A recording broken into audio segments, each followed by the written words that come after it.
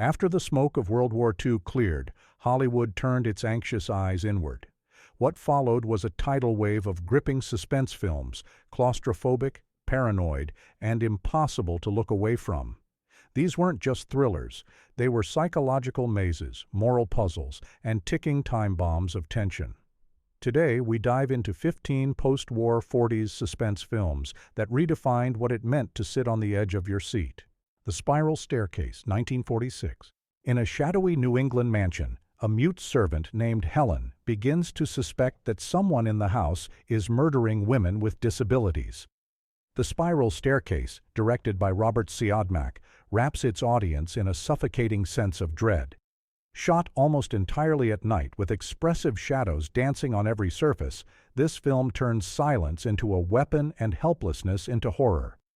Dorothy McGuire delivers a haunting performance as Helen, whose inability to speak becomes both her vulnerability and strength. The story isn't just about a killer stalking victims. It's about how trauma lingers in silence and how society treats those deemed different. The film's suspense doesn't rely on jump scares, but rather on what isn't said, what's lurking just out of sight, and how the camera moves like a predator.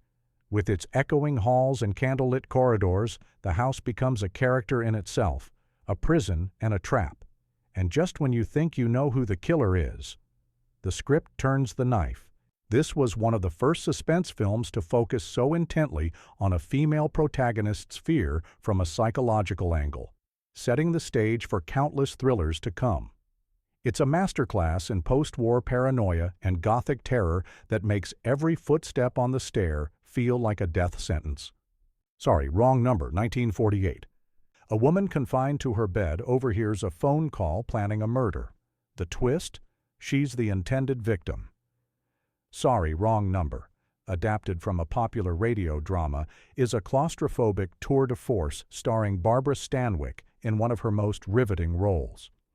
As Leona Stevenson, a wealthy but bedridden woman with a weak heart and a sharper mind, she slowly unravels the horrifying plot, over the phone and in real time. Director Anatol Litvak uses flashbacks and telephone wires like spiderwebs, drawing the audience into a tightening web of dread. The action never leaves the room, yet tension builds with every unanswered ring. Leona's desperation grows, and with it, the audience's pulse. Her voice becomes her only weapon as she attempts to outpace a murder she can't see but can almost feel coming through the line. What elevates this beyond a gimmick is how it mirrors post-war fears, powerlessness, isolation, and betrayal. The script plays with time and perception, forcing the audience to connect the dots before it's too late. And in a rare move for Hollywood at the time, it refuses to offer a comforting resolution. When the final click comes on the line, it's more than just a hang-up.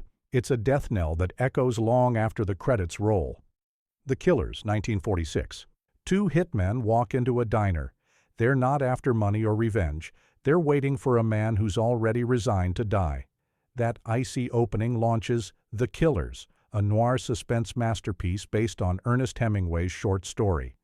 Director Robert Siodmak guides us through a fractured narrative of betrayal, double crosses, and existential despair. Burt Lancaster, in his breakout role as the Swede, plays a doomed boxer hiding from his past.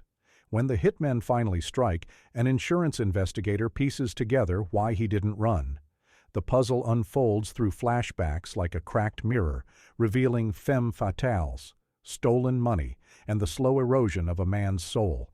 Ava Gardner oozes danger as the woman at the heart of it all, pulling the strings in a game no one escapes cleanly. What makes The Killers unforgettable is its post-war fatalism. It doesn't ask why bad things happen. It assumes they just do. The cinematography is drenched in deep shadows, street lamps glint off gun barrels, and trust is a currency no one can afford. Every reveal pulls the audience deeper into a moral abyss. It's a story where the suspense lies not in who did it, but why anyone thought they could survive it. Ministry of Fear, 1944. Though released just before the war officially ended, Fritz Lang's Ministry of Fear drips with post-war anxiety. Ray Milland stars as Stephen Neal, a man just released from an asylum who wins a cake at a village fair, and stumbles into a Nazi spy ring. What begins as a seemingly innocent misstep becomes a descent into foggy London nights, coded messages, and invisible enemies. Lang, who fled Nazi Germany himself, paints a portrait of paranoia that feels personal. Nothing is what it seems, and everyone is suspect. Stephen doesn't know who to trust, and neither do we. A cake becomes a trap, a séance turns into an ambush, and quiet conversations pulse with hidden danger. This film explores how fragile sanity can feel in a world rebuilt on secrets. The suspense builds not through action, but through atmosphere. Rain tapping on windows, eerie silences, and strange faces in the dark. Lang turns the city into a psychological labyrinth, where the war may be over, but the mind is still at war with itself. The Stranger, 1946. What if a Nazi war criminal was hiding in plain sight, teaching at a small-town American school? That's the setup for The Stranger, directed by Orson Welles, who also stars as the chillingly composed Charles Rankin. The film opens with Edward G. Robinson tracking Rankin, who's buried his dark past beneath a layer of American normalcy and a new marriage. Suspense comes not from when he'll be caught, but how long he can maintain the lie. The film ratchets up tension with every shared dinner, every small-town smile, every slip of the tongue. Welles blends Americana with horror, white picket fences masking the ghosts of genocide. It was the first post-war film to use actual Holocaust footage, grounding its fictional story in brutal reality. As Rankin unravels and the facade cracks, Welles reveals a terrifying idea. Evil isn't always obvious. Sometimes it's polite, articulate, and part of the community bake sale. The Stranger forces audiences to question their surroundings and themselves long after the final confrontation in the clock tower. Pitfall, 1948. On the surface, John Forbes has it all: a stable job, a lovely wife, a charming son. But Pitfall dares to ask what happens when ordinary men chase excitement and end up lost in moral quicksand. Dick Powell, once known for his musical roles, delivers a startlingly grounded performance as Forbes, an insurance adjuster who begins an affair with the alluring Mona, a woman tied to a jailed embezzler. When a jealous private detective, played with unnerving menace by Raymond Burr, inserts himself into their lives, things turn dark fast. There's no elaborate criminal plot or political conspiracy, just the suspense of secrets that threaten to destroy a man's entire world. Each phone call feels like a loaded gun, each knock at the door a reckoning. What makes Pitfall so gripping is its mundanity. These aren't mobsters or spies. They're regular people spiraling into irreversible consequences. Post-war America wanted to believe in suburban bliss, but this film reminded audiences that danger often starts with a single bad decision, then festers in silence. The pitfall isn't crime. It's the lie we tell ourselves that we're above it. The Big Clock, 1948. A manhunt is underway, but the twist is the detective is chasing himself. The Big Clock, directed by John Farrow, stars Ray Milland as George Stroud, an editor for a crime magazine who suddenly becomes the prime suspect in a murder he didn't commit. The real killer, his powerful boss, played by Charles Laughton, who manipulates Stroud's own investigative team to unwittingly close in on him. The suspense hinges on irony. Every clue Stroud helps uncover pushes him closer to the gallows. The titular clock looms over the office building, both a literal timepiece and a metaphor for fate closing in. Every minute feels like a ticking trap. What elevates this film is its sense of intellectual dread. It's not about running from bullets, it's about outsmarting a system you helped build. As Stroud navigates the office's maze-like corridors and evades his own employees, the film critiques post-war corporatism, identity, and the machinery of justice gone awry. It's a masterstroke in paranoia where time itself becomes the killer. They Live by Night, 1948. Two young lovers on the run, a society that's already written them off. They Live by Night, Nicholas Ray's haunting directorial debut, isn't just a suspense film, it's a tragedy racing against the clock. Farley Granger plays Bowie, a recently escaped convict who falls in love with Kichi, a lonely girl yearning for escape. As they try to build a new life, the world conspires to destroy them. Every roadside stop, every sympathetic stranger could be a trap. And the police aren't just hunting criminals, they're extinguishing hope. The suspense isn't just in whether they'll get caught, but in whether love can survive in a world that punishes dreams. Ray uses intimate camera work to pull us into their desperation. This is post-war disillusionment at its most romantic and devastating. No gangsters or masterminds here, just a boy and girl who never stood a chance. Their downfall is inevitable, but that doesn't make it any easier to watch. It makes it unforgettable. The Dark Mirror, 1946. How do you solve a murder when the prime suspect has an identical twin and no alibi can tell them apart? The Dark Mirror explores just that. Olivia de Havilland delivers a chilling dual performance as Ruth and Terry Collins, twin sisters who become the center of a homicide investigation. One is sweet, the other possibly psychotic. But which is which? Director Robert Siodmak crafts a psychological maze. The film leans into mirror symbolism, distorted reflections, and the duality of human nature. Suspense builds through psychological evaluations, subtle manipulations, and a slow unveiling of madness. In post-war America, the mind became the new battlefield, and this film plays like a Freudian chess match. As the psychiatrist tries to unravel the truth, the audience is left questioning reality at every turn. This isn't just a mystery. It's a cerebral thriller where identity itself becomes the enemy.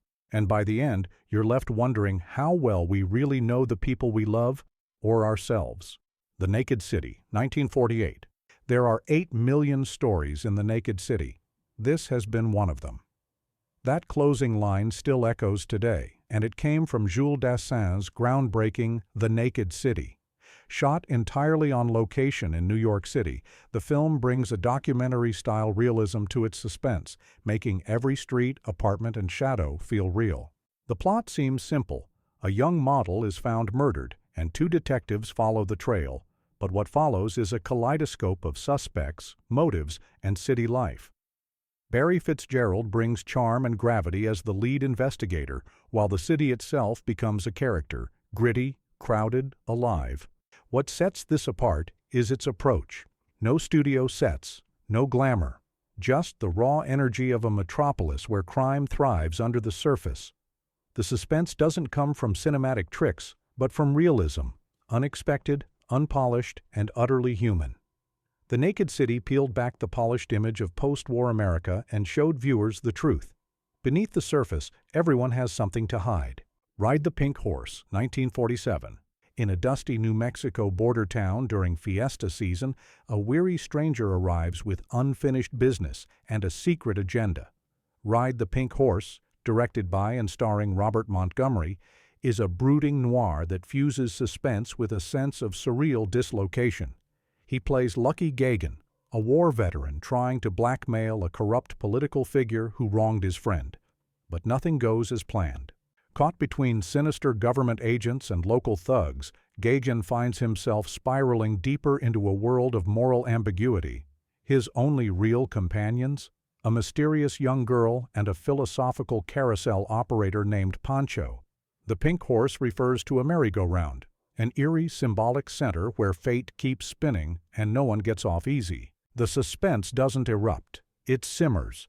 Each encounter drips with tension as if violence or revelation could crack open the screen at any moment. The film's setting, foreign yet American, festive yet threatening, mirrors the post-war psyche. Disoriented, traumatized, and searching for justice in a rigged game. By the end, you don't know if Lucky escapes, or if he ever really could. Criss Cross, 1949. Some people walk into traps. Steve Thompson builds his own. In Criss Cross, Burt Lancaster returns to noir terrain as a man who can't let go of his ex-wife, especially when she's played by the dangerously seductive Yvonne DiCarlo.